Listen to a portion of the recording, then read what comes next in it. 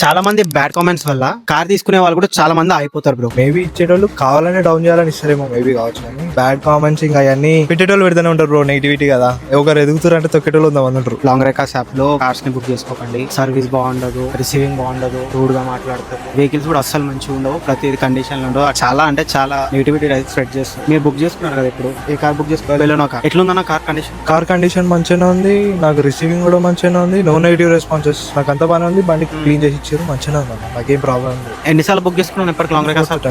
Fourth time. 4 times book చేసుకున్నా. 4 times లో ఏ vehicle అని ట్రబుల్ ఇవ్వడం కానీ, రిసీవింగ్ బాగాలేకపోవడం కానీ, ఏదైనా ఇష్యూ ఫేస్ చేయడం కానీ అట్లాంటిది ఏమైనా జరిగింది?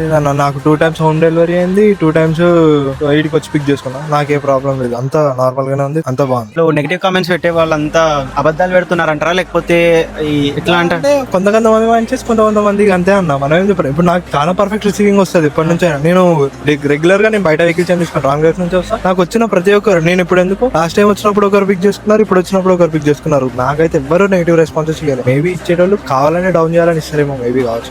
అంతే, దాని నుంచి ఏమన్నా నాకైతే పాజిటివ్ గానే ఉంటుంది, అందుకే నేను ఎప్పుడు రెగ్యులర్ గా బుక్ చేసుకుంటాను. చాలా మంది బ్యాడ్ కామెంట్స్ వల్ల కార్ తీసుకునే వాళ్ళు కూడా చాలా మంది అయిపోతారు బ్రో. చూసే కస్టమర్స్ కి మీరు ఏం చెప్తారు? బెటర్ లాంగ్ రైడ్ లో తీసుకోవడం బెటర్, ఎందుకంటే మనకు మెయిన్ యాప్ సపోర్ట్ ఉంటది కాబట్టి బాగుంటది. లాంగ్ రైడ్ లో తీసుకోవడం బెటర్, ఎందుకంటే బయట అంటే చాలా వేరే ఇష్యూస్ అయితే. లాంగ్ రైడ్స్ అనుకో ఒక టీమ్ ఉంటది, ఒక కంప్లీట్ యాప్ స్ట్రక్చర్ ఉంటది కాబట్టి we can manage everything in app. అందుకే లాంగ్ రైడ్ లో తీసుకోవడం బెటర్, ఎందుకంటే మెయిన్ గా మనకి యాప్ ఉంటది, ఏమున్నా కస్టమర్ కేర్ తో మాట్లాడుకోవచ్చు, కస్టమర్ తో డైరెక్ట్ గా మాట్లాడుకోవచ్చు కాబట్టి లాంగ్ రైడ్స్ లో తీసుకోవచ్చు. పర్ఫెక్ట్ గా తీసుకోవాలి అంటే మనకి ఇంకా నెక్స్ట్ ఒకవేళ డ్యామేజ్ అయినా కూడా కాకపోయినా కూడా ఒకవేళ కిలోమీటర్స్, మెయిన్లీ అన్లిమిటెడ్ కిలోమీటర్స్ కావాలి, బయట నుంచి మనకి ఏ తలకాయ నొప్పులు వద్దు అనుకుంటే లాంగ్ రైడ్ లో తీసుకోవచ్చు. బెటర్ ఇక్కడనే తీసుకోవడం, రేట్స్ కూడా రీజనబుల్ ఉంటాయి, పర్ఫెక్ట్ గా ఉంటాయి, బండి కూడా కండిషన్ ఉంటుంది, క్లీన్ చేసి ఇస్తారు మెయిన్ గా, కాబట్టి మనం ఇక్కడ తీసుకోవచ్చు. లాంగ్ డ్రైవ్ కార్ యాప్ కాకుండా ఇంకా హైదరాబాద్ లో బయట చాలా సెల్ఫ్ డ్రైవ్ కార్ రెంటల్స్ ఉన్నాయి కదా, అవి ఏమైనా ట్రై చేశారా? బయట అంటే నమ్మకం ఉండదు ఫస్ట్ ఆఫ్ ఆల్. ఏంటంటే ఇప్పుడు సపోజ్ ఆ గీతని పెట్టకుండా పెట్టినా అని అంటారు ఏమో అన్న బాధ. చెప్పలేము, ఎందుకంటే వీడియోస్ లో కొన్ని ఫోన్ లో మంచిగా రావు, అందరికి ఐఫోన్లు ఉండవు, అందరి ఫోన్లు మంచిగా రావు.